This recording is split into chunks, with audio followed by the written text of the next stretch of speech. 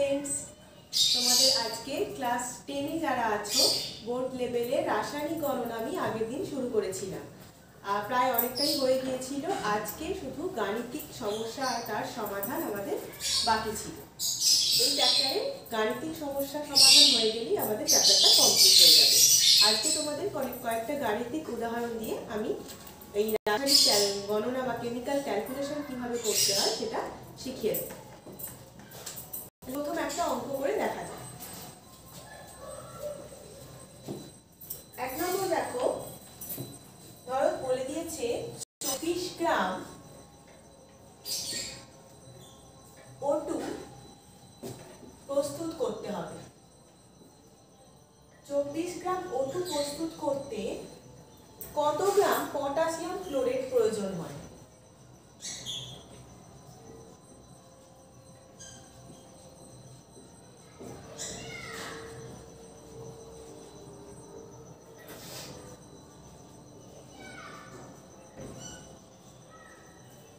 Chlorate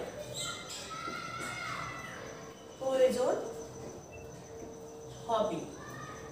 তাহলে এই অঙ্কটা করতে গেলে আমাদের ফার্স্টেই জানতে হবে কি না, এই রাসায়নিক সমীকরণ। আমি রাসায়নিক গণনা পড়ানোর প্রথমেই বলেছিলাম যে রাসায়নিক সমীকরণ জানতে হবে, মানে তার চিহ্ন সংকেত দিয়ে রাসায়নিক সমীকরণটাকে লিখতে হবে আগে। আর ওজন ভিত্তিক রাসায়নিক গণনা করতে গেলে, মানে এখানে আমরা কোশ্চেনটা দেখেই বুঝতে পারছি এখানে ওজন ভিত্তিক রাসায়নিক গণনা করতে হবে। তাহলে ফার্স্টেই বলেছিলাম কি না, যে রাসায়নিক সমীকরণটাকে সমতাযুক্তভাবে মানে ব্যালেন্স করে লিখতে হবে। তাহলে এখানে পটাশিয়াম ক্লোরেট কতটা প্রয়োজন হবে সেটা বের করতে দিয়েছে। তাহলে এখানে যে রাসায়নিক সমীকরণটা হবে সেটা হচ্ছে KClO3 থেকে এখানে বলেছে O2 প্রস্তুত করতে হবে।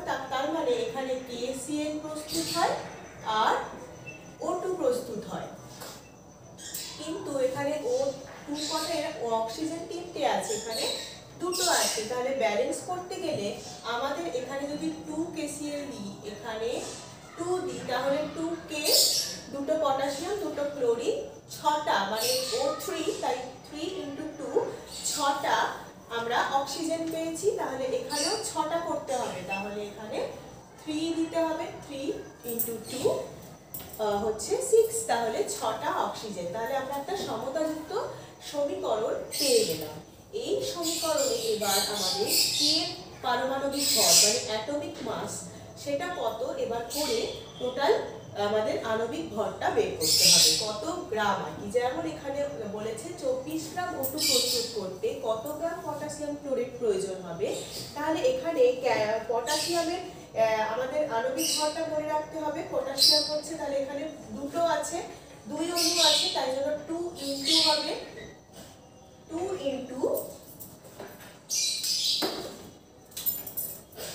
এখানে 39 হচ্ছে অ্যাটমিক মাস নাম্বার পটাশিয়ামের। ক্লোরিনের হচ্ছে 35.5 আর এখানে অক্সিজেন আছে দেখো O3, তার মানে অক্সিজেনের অ্যাটমিক মাস হচ্ছে 16, তাহলে এখানে 3 × 16 হবে, তাই তো? 3 × 16 হবে। তাহলে এটা ক্যালকুলেট করে আমরা টোটাল মাস নাম্বারটা পেয়ে, মানে অ্যাটমিক মাসটা বা আণবিক ভর যেটাকে বলে সেটা পেয়ে যাব। তাহলে এখানে আমরা পাবো সেটা হচ্ছে 245 গ্রাম। এটা আমরা ক্যালকুলেটরে ক্যালকুলেট করতে পারবো। তাহলে ক্যালকুলেটরে ক্যালকুলেট করে আমরা পেলাম যে 245 গ্রাম KClO3 পটাশিয়াম ক্লোরেট। তাহলে আর অক্সিজেন এখানে হচ্ছে, যেহেতু 3 অণু আছে তাহলে 16 × 2, তাহলে হবে কত 3 × তাহলে 16 × 2 = 32, তাহলে এখানে 96 গ্রাম। ঠিক আছে, তাহলে 245 গ্রাম দেখা যাচ্ছে, বলছে যে তাহলে সমীকরণ থেকে আমরা দেখতে পাচ্ছি 96 গ্রাম O2 প্রস্তুত করতে 245 গ্রাম পটাশিয়াম ক্লোরেট লাগছে। আর আমাদের জানতে চেয়েছে 24 গ্রাম O2 প্রস্তুত করতে কত গ্রাম পটাশিয়াম ক্লোরেট প্রয়োজন হবে। তাহলে আমরা সেই আগের ঐকিক নিয়মে ফিরে যাই। ঐকিক নিয়মে কি ছিল না, যে এখানে ঐকিক নিয়ম করলে আমরা দেখতে পাবো যে 96 গ্রাম O2 প্রস্তুত করতে আমাদের 245 গ্রাম KClO3 মানে পটাশিয়াম ক্লোরেট লাগছে। তাহলে 1 গ্রাম করতে কত লাগবে? 245/96 গ্রাম, তাহলে 24 গ্রাম, যেটা কোশ্চেনে দিয়েছে 24 গ্রাম O2 প্রস্তুত করতে 245/96 × 24 গ্রাম KClO3 লাগবে। তাহলে এইটা ক্যালকুলেট করে যেটা পাওয়া যাবে সেটাই হবে এটার অ্যান্সার। তাহলে এইভাবে আমরা কেমিক্যাল ক্যালকুলেশন করতে পারি। তাহলে 24 গ্রাম O2 প্রস্তুত করতে এটা যত বেরোবে তত গ্রাম KClO3 প্রয়োজন হবে। ঠিক আছে, এই হচ্ছে আমাদের ফার্স্ট একটা ম্যাথস গেল। ঠিক আছে, দেখে নাও সবাই। প্রথমে তাহলে আমাদের পারমাণবিক ভর থেকে টোটাল অণুর ভরটা বের করে নিলাম। এবার সেইখান থেকে দেখে নিলাম যে তাহলে এখানে যেহেতু O2 96 গ্রাম, তাহলে 96 গ্রামে যদি 245 গ্রাম প্রয়োজন হয় তাহলে আমাদের 24 গ্রামে কত প্রয়োজন হবে আমরা ইজিলি বের করে ফেলতে পারলাম। ঠিক আছে, এরপর যে ম্যাথসটা আমরা করব সেটা হচ্ছে, দেখো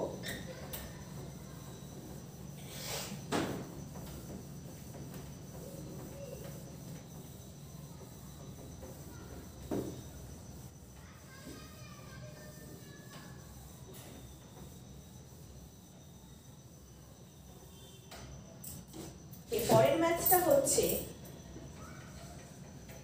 ধরো 32.75 গ্রাম জিঙ্কের সাথে, জিঙ্ক মানে Zn, জিঙ্কের সাথে পর্যাপ্ত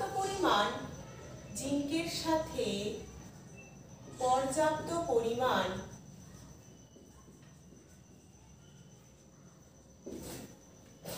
লঘু H2SO4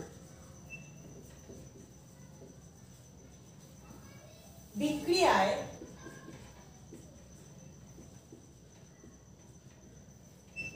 কত গ্রাম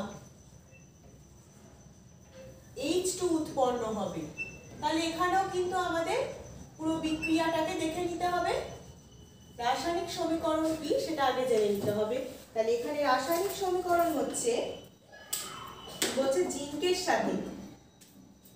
জিঙ্কের সাথে, তাই তো, এত গ্রাম জিঙ্ক, তার মানে এখানে Zn, পর্যাপ্ত পরিমাণ লঘু H2SO4, জিঙ্কের সাথে H2SO4 বিক্রিয়া করছে। তাহলে যেটা পাবো আমরা সেটা হচ্ছে ZnSO4 প্লাস H। দেখো ব্যালেন্স ঠিক আছে কিনা, Zn একটা করেই আছে, SO4 ও একটা, H2, তাহলে এখানে আমাদের আর ব্যালেন্স করতে হচ্ছে না, এটা ব্যালেন্স করাই আছে।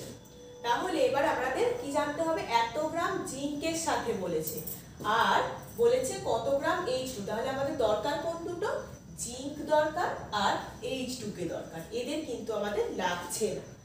জাস্ট বিক্রিয়াটা বসানো মানে সমীকরণটাকে প্রতিষ্ঠা করার জন্য আমাদের লিখতে হচ্ছে। জিঙ্কের তাহলে অ্যাটমিক মাস নাম্বার আমাদের জানতে হবে, সেটা হচ্ছে 65.5 গ্রাম আর H2 2 গ্রাম। তাহলে 65.5 গ্রামের থেকে সাথে যদি বিক্রিয়ায় 2 গ্রাম H2 উৎপন্ন হচ্ছে, 65.5 গ্রাম জিঙ্ক বিক্রিয়া করে 2 গ্রাম H2 উৎপন্ন করছে, তাহলে 1 গ্রাম জিঙ্ক 2/65 পয়েন্ট, তাই যাবে তো 65.5 গ্রাম H2 উৎপন্ন করবে। তাহলে 32.75 গ্রাম জিঙ্ক লঘু H2SO4 এর সাথে বিক্রিয়া করে কত গ্রাম H2 উৎপন্ন করবে আমরা ইজিলি এই ঐকিক নিয়মে এটা মানটা বসিয়ে ক্যালকুলেট করে ফেলতে পারলাম। এটা হচ্ছে 32.75 গ্রাম H2। ঠিক আছে, তাহলে এইটার ক্যালকুলেট করে যে অ্যানসারটা আমরা পাবো সেটাই হচ্ছে H2 এর পরিমাণ। এটাই হচ্ছে আমাদের অ্যানসার। তাহলে জিঙ্কের সাথে 32.75 গ্রাম জিঙ্কের সাথে পর্যাপ্ত পরিমাণ লঘু H2SO4 বিক্রিয়ায় কত গ্রাম H2 উৎপন্ন হবে, না এই এত পরিমাণ। এটা আমরা ক্যালকুলেটরে ক্যালকুলেট করে বের করে ফেলতে পারবো। আচ্ছা, এছাড়া আরেক ধরনের অঙ্ক যেটা তোমাদের দেখতে হবে সেটা হচ্ছে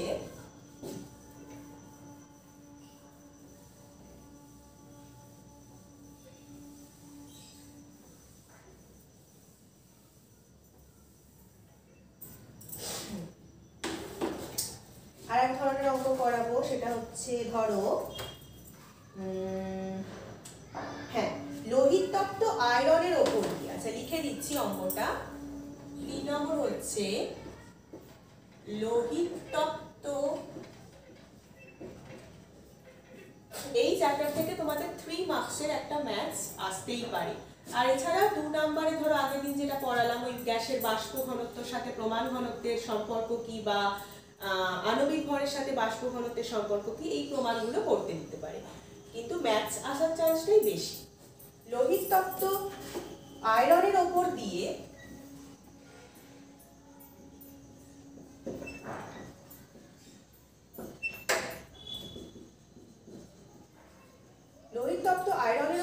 স্টিম চালনা করে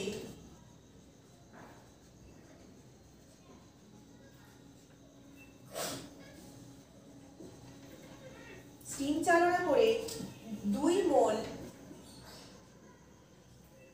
হাইড্রোজেন অণু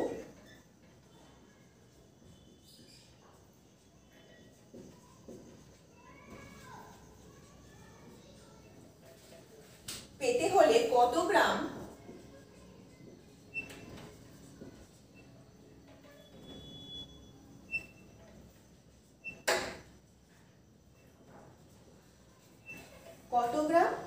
আয়রনের প্রয়োজন হবে।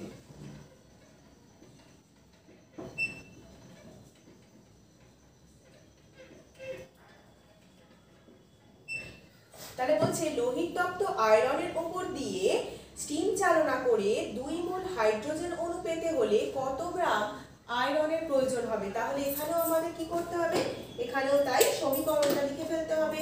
তাহলে সমীকরণটা হবে এখানে Fe প্লাস মানে আয়রন Fe প্লাস এখানে স্টিম চালনা করেছি তার মানে H2O, তার সাথে তাহলে উৎপন্ন হচ্ছে Fe3O4 প্লাস H2 ব্যালেন্স করলে দাঁড়ায় 4টে, এখানে H2O ও এখানে 4টে আছে তাহলে আমাদের 4 লিখতে হবে, তাহলে 8টা হয়ে গেল হাইড্রোজেন।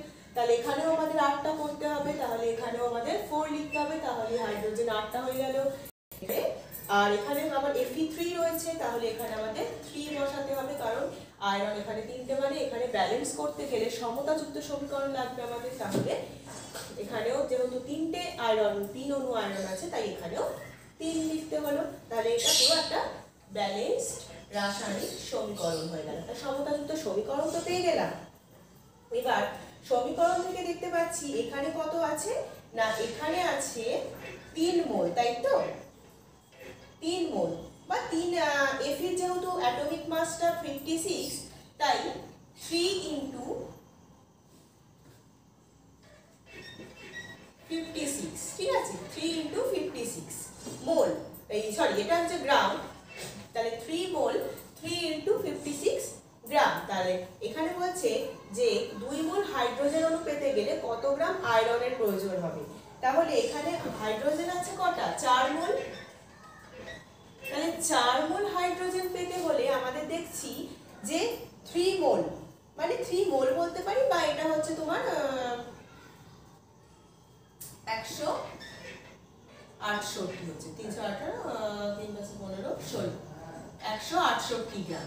তাহলে এই 168 গ্রাম হচ্ছে এই 3 মোল অণুর টোটাল আণবিক ভরটা। তাহলে 4 মোল পেতে গেলে বলছে 4 মোল হাইড্রোজেন অণু পেতে গেলে আমাদের 168 গ্রাম আয়রনের প্রয়োজন হচ্ছে।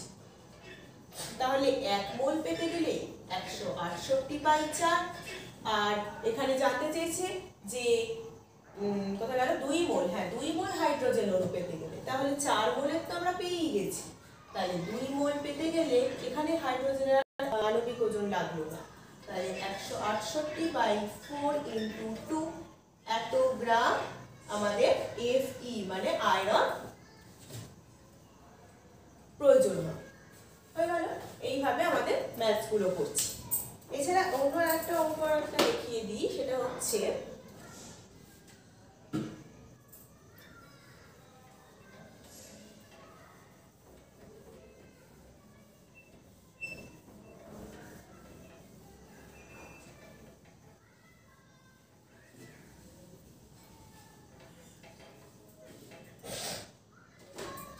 ধরো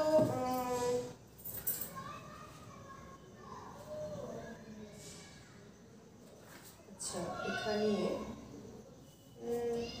আমাদের এইগুলো তো অবশ্য আসে, হ্যাঁ এই অঙ্কটা খুবই ইম্পর্টেন্ট, যেটা হচ্ছে এটা দেখো লিখছি 4 নম্বর, 3টে হলো বা 4 নম্বরটা দেখো 5 গ্রাম চুনা পাথরে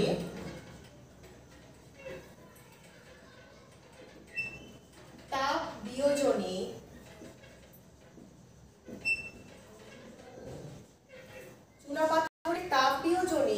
উৎপন্ন চুন ও CO2 এর পরিমাপ নির্ণয় করো। ঠিক আছে, তাহলে 5 গ্রাম চুনা পাথরের তাপ বিয়োজনে উৎপন্ন চুন আর CO2 এর পরিমাপ নির্ণয় করতে বলেছে। তাহলে এখানে চুনা পাথর বলতে ক্যালসিয়াম কার্বনেট, তাহলে CaCO3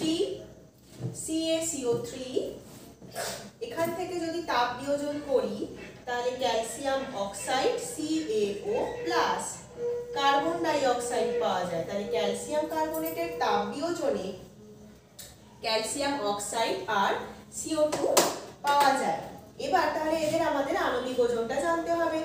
আণবিক ওজন যদি জানতে চাই, ক্যালসিয়ামের হচ্ছে 40 প্লাস কার্বনের হচ্ছে 12 আর ও অক্সিজেনের 16, 3 আছে O3 বলে 3 × 16। ঠিক আছে, এটা টোটাল করে হচ্ছে আমাদের 100 গ্রাম। আর এখানে বলেছে কত উৎপন্ন চুন, তার মানে ক্যালসিয়াম অক্সাইড হচ্ছে এখানে চুন, চুনা পাথর হচ্ছে ক্যালসিয়াম কার্বনেট আর ক্যালসিয়াম অক্সাইড হচ্ছে চুন, এটা কিন্তু মনে রাখতে হবে। তাহলে ক্যালসিয়ামের যদি 40 হয় তাহলে 16, তাহলে এটা হচ্ছে আমাদের 56 গ্রাম। তাহলে কার্বন ডাই অক্সাইডের মধ্যে কার্বন আর অক্সিজেন আছে, তাহলে 12 প্লাস 2 × 16, তাহলে 44 গ্রাম। তাহলে বলছে 5 গ্রাম চুনা পাথরের তাপ বিয়োজনে বলছে, তাহলে 100 গ্রাম, এখানে তো 100 গ্রাম রয়েছে, এখানে রয়েছে 100 গ্রাম, তাহলে 100 গ্রাম চুনা পাথরে তাপ বিয়োজনে 56 গ্রাম। একটা করে বের করতে হবে। একটা হচ্ছে বলেছে উৎপন্ন চুনের পরিমাণ, একটা CO2 এর পরিমাণ। তাহলে উৎপন্ন চুন হচ্ছে এখানে CaO আর মানে ক্যালসিয়াম অক্সাইড, আর ক্যালসিয়াম কার্বনেট হচ্ছে যে চুনা পাথর। তাহলে বলছে 100 গ্রাম চুনা পাথরের তাপ বিয়োজনে 56 গ্রাম চুন উৎপন্ন হয়, তাহলে 5 এ কত হবে, তাহলে 100 তে 56, তাহলে 5 এ হচ্ছে আমাদের প্রত্যেকটা অঙ্ক এইভাবে ঐকিক নিয়মে হচ্ছে × 5 গ্রাম, এত গ্রাম ক্যালসিয়াম অক্সাইড উৎপন্ন হবে। ঠিক আছে, এত গ্রাম ক্যালসিয়াম অক্সাইড বা চুন উৎপন্ন হবে। আর একটা বের করতে দিয়েছে কার্বন ডাই অক্সাইড, তাহলে কত গ্রাম কার্বন ডাই অক্সাইড উৎপন্ন হবে না 100 গ্রাম চুনা পাথরের তাপ বিয়োজনে 44 গ্রাম। এবার আর এটা কাজে লাগছে না, 44 গ্রাম কার্বন ডাই অক্সাইড উৎপন্ন হয়। তাহলে এই যে বলছি দেখো, এইটা লিখছি 100 গ্রাম চুনা পাথরের তাপ বিয়োজনে 44 গ্রাম CO2 উৎপন্ন হয়, তাহলে 5 এ কত হবে, 44/100 × 5, 5 গ্রাম, তাহলে এটা হচ্ছে আমাদের CO2 উৎপন্ন হচ্ছে। তাহলে CO2 এর পরিমাণ জেনে গেলাম আর আমরা উৎপন্ন চুনের পরিমাণও জেনে গেলাম। এইভাবে তাহলে আমাদের এই ম্যাথসগুলো করতে হবে। প্রথমেই কিন্তু এই বিক্রিয়াটা আমরা যদি জেনে যাই আর এর যদি সমতা করে নিতে পারি, মানে ব্যালেন্স করে নিতে পারি, আর আণবিক ভর মানে কত মোল সংখ্যা, ভর, আয়তন, এইসবগুলো জেনে গেলেই অঙ্কটা কত ইজি হয়ে যাচ্ছে। যখন আমরা ভর পেয়ে যাচ্ছি তখন দেখতেই পাচ্ছি আণবিক ভরের সাথে এটা ক্যালকুলেট করে কতটা আছে, কতটা পরিমাণ চুনাপাথর জানতে চেয়েছি সেটা বের করে ফেলতে পারছি। ঠিক আছে, এই হচ্ছে যে এইভাবে অঙ্কগুলো করতে হবে। তোমাদের আমি কয়েকটা হোমওয়ার্ক দিয়ে দিচ্ছি, সেই ম্যাথসগুলো করে তোমরা আমাদের হোয়াটসঅ্যাপ নাম্বার 9804265101 এই নাম্বারটায় পাঠাবে। এবার কোথাও কিছু বুঝতে অসুবিধা হলে অবশ্যই কমেন্ট বক্সে জানাবে।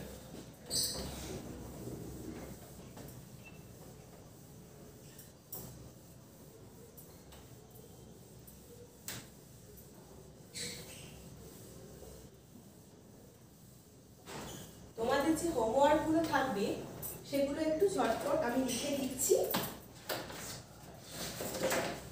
তোমরা এখান থেকে নোট ডাউন করে নেবে। আর যে অঙ্কগুলো করালাম সেগুলো তো অবশ্যই খাতায় নোট ডাউন করবে, তাহলে এই হোমওয়ার্কগুলো করতেও তোমাদের অনেকটা ইজি হবে। প্রথম হোমওয়ার্ক, প্রথমটা লেখো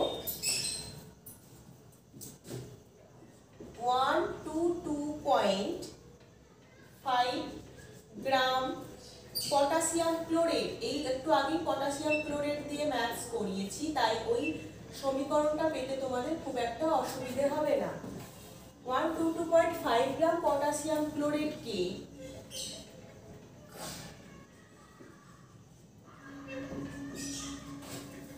উত্তপ্ত করলে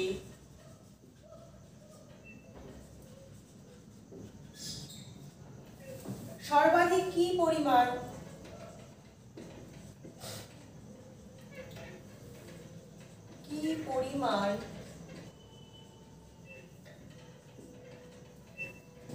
অক্সিজেন উৎপন্ন হবে। তার মানে আমি যে একটু আগে রিঅ্যাকশনটা লিখেছিলাম সেই রিঅ্যাকশনটা দিয়েই অঙ্কটা হবে। এবার তোমরা বাকিটা করে আমাদের হোয়াটসঅ্যাপ নাম্বারে পাঠিয়ে দিও।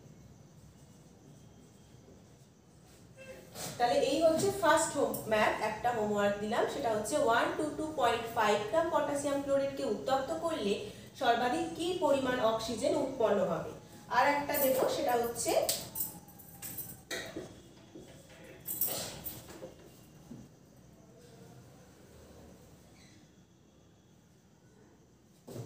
আচ্ছা, কত গ্রাম চুনাপাথরের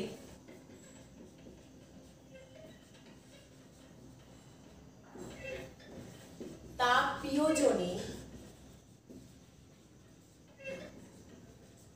কত গ্রাম চুনাপাথরের তাপ বিয়োজনে